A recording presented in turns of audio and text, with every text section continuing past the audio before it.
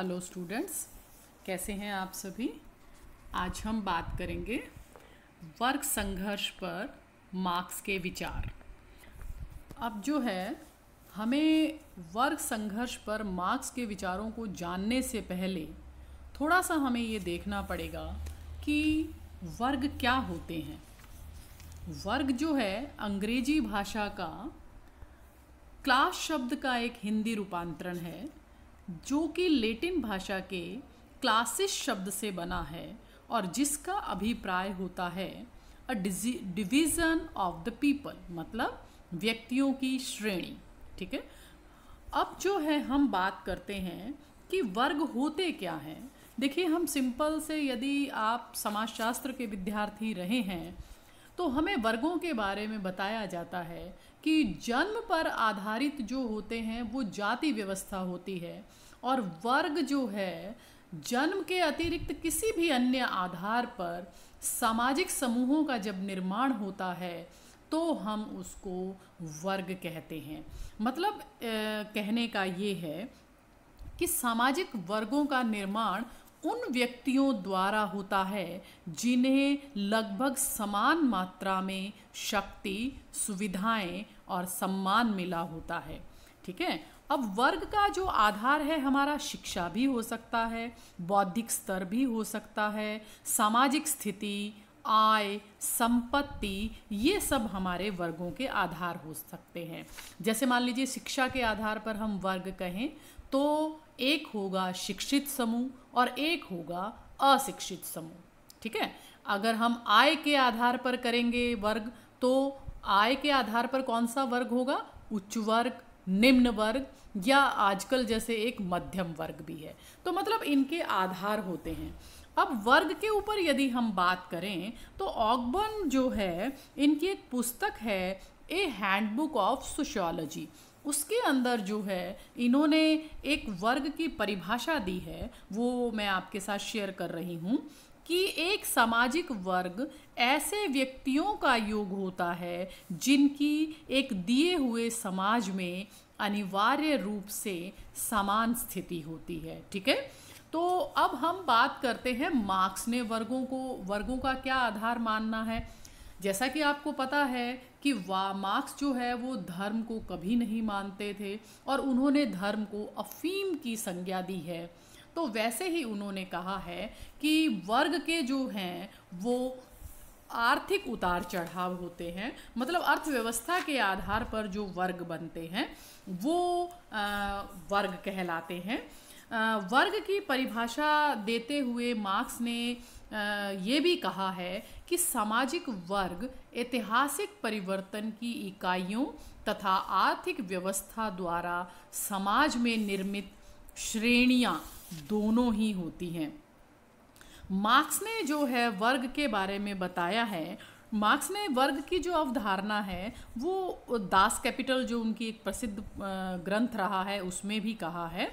और आपने जो है 3 दृष्टि से वर्ग को देखा है।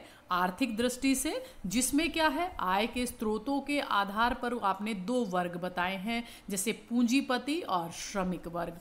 ऐतिहासिक दृष्टि से मार्क्स ने मानव इतिहास में पाए जाने वाले विभिन्न वर्गों, उनकी प्रकृति और संख्या के आधार पर राजनीतिक घटनाओं में उनके प्रभाव को उल्लेख किया है। और तीसरा मार्क्स ने बताया है मनोवैज्ञानिक दृष्टि से, जो है मार्क्स ने वर्गों में पाई जाने वाली एकता और चेतना तथा उनकी क्रिया शक्ति को भी महत्व दिया है।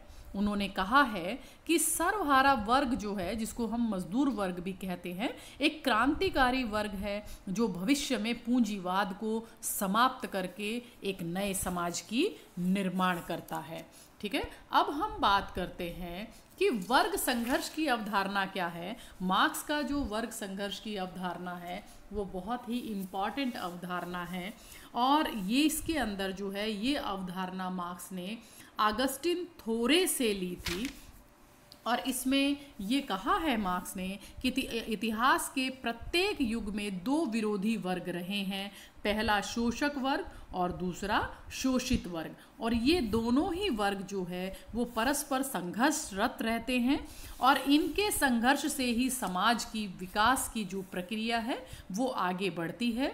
समाज का एक युग या अवस्था समाप्त होकर उनका स्थान दूसरा युग या अवस्था ले लेती है और ये परस्पर विरोधों के कारण भी विरोधाभास भी इसके अंदर पाया जाता है।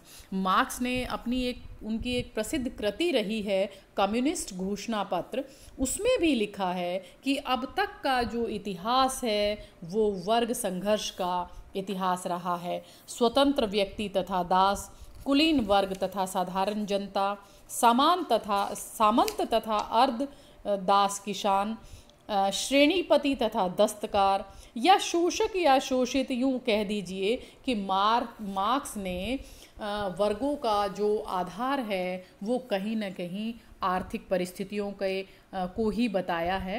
मार्क्स ने जो वर्ग संघर्ष की अवधारणा है वो अपने समय में इंग्लैंड की परिस्थितियों पर आधारित है। मार्क्स के समय इंग्लैंड के कारखानों में भारी मात्रा में उत्पादन हो रहा था, पूंजीपति अधिक धनी होते जा रहे थे और निर्धन लोग निर्धन हो रहे थे। पूंजीपति जो है वो श्रमिकों का खूब शोषण भी कर रहे थे और उनका पूंजीपतियों का राजनीति और सरकार पे भी पूर्ण प्रभुत्व था। और यही शोषण देखकर मार्क्स ने पूंजीवादी व्यवस्था के कट्टर विरोधी हो गए और वो साम्यवाद के पक्षधर हो गए।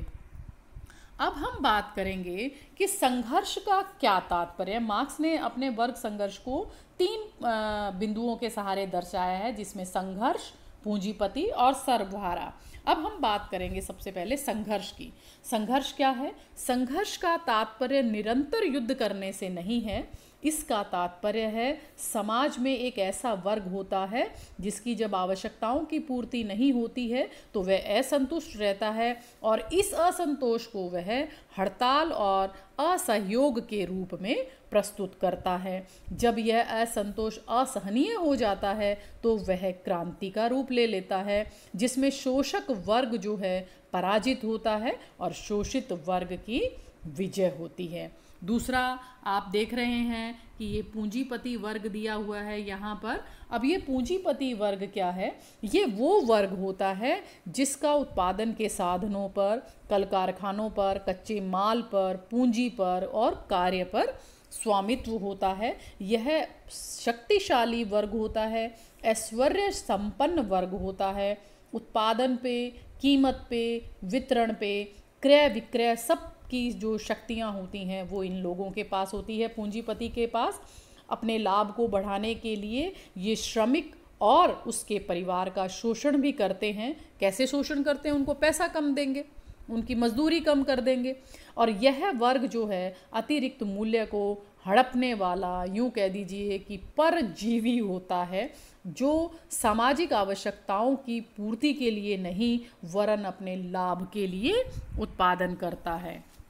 और तीसरा वर्ग जो है इसमें इन्होंने बताया है यह है सर्वहारा वर्ग। यह वर्ग क्या है? उद्योगों में अपना श्रम कर अपनी जीविका कमाता है।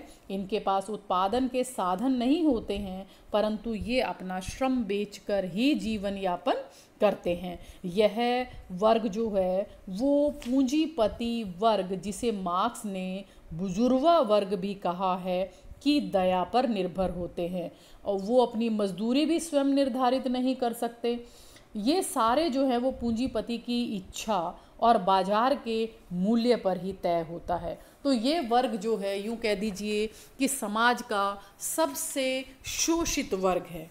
ठीक है। अब मार्क्स क्या कहते हैं कि अब ये जो वर्ग है पूंजीपति वर्ग और मजदूर वर्ग या सर्वहारा वर्ग, इनमें आपस में संघर्ष होता है और वो ये कहते हैं कि आधुनिक पूंजीवादी समाज की उत्पत्ति सामंतवादी समाज के ध्वंस पर हुई है। इस युग में वर्ग संघर्ष बहुत ही स्पष्ट और तीव्र हो गया था। पूंजीवादी जो व्यवस्था है वो उत्पादन फैक्ट्री प्रणाली में होता था और उत्पादन बड़ी मात्रा में भी होता था आपका जो द्वंद्ववाद का सिद्धांत है उसके अनुसार भी पूंजीवादी समाज में दो वर्ग बताए हैं, एक बुजुर्गा वर्ग और दूसरा सर्वहारा वर्ग। दोनों ही वर्गों को पूंजीपति और श्रमिक वर्ग एक दूसरे की आवश्यकता है। देखिए, श्रमिक के बिना पूंजीपति का कुछ नहीं हो सकता और पूंजीपति के बिना श्रमिक का कुछ नहीं हो सकता। किंतु मार्क्स चाहते थे कि ये दोनों वर्ग जो है वो एक साथ अपना कार्य करे, कार्य के घंटे भी निर्धारित हो, मजदूरी भी ठीक मिले, किंतु होता उससे उलट था।